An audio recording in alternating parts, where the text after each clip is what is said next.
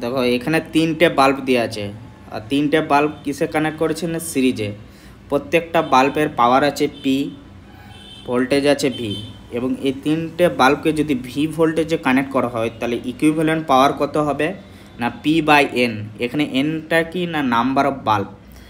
দেখো দেখো পাওয়ার রেটিংয়ের ভোল্টেজ হচ্ছে ভি, আর ভি দিয়ে যদি কানেক্ট করা হয় তখন পি বাই এন হবে। যদি এখানে যদি 200 ভোল্টেজ দেওয়া আছে বাল্বে, আর যদি 110 ওয়াল্টে কানেক্ট করা হয় তখন কিন্তু এটা এই ইকুইভ্যালেন্টে দেওয়া হবে না, সেম থাকতে হবে।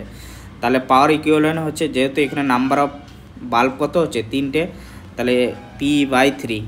যেহেতু আবার যদি সিরিজে যুক্ত না করে প্যারালালে যুক্ত করা হয় তখন তার পাওয়ার কত হবে না এন ইন্টু পি।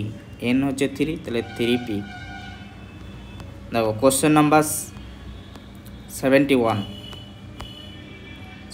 কি দিয়েছে, when 3 identical bulb of 60 watt 200 volt rating আর connected in series to 200 volt. দেখো 200 ভোল্ট রেটিং দিয়েছে, কানেক্ট করেছে 200-তে, কিসে কানেক্ট করেছে না সিরিজে, তিনটে ওয়াল্ট আছে। তাহলে সিরিজ ক্ষেত্রে আমরা কি জেনেছিলাম, সিরিজ ক্ষেত্রে জেনেছিলাম আমরা P by N.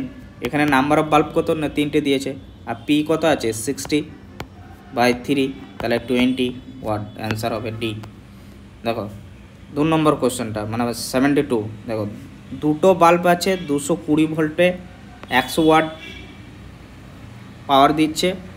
Connect first in series, প্রথমে সিরিজে কানেক্ট করা হয়েছে, দেন ইন প্যারালাল, তারপরে প্যারালালে যুক্ত করা হয়েছে। Each time the combination in connect 200 ভোল্টেজে কানেক্ট করা হয়েছে।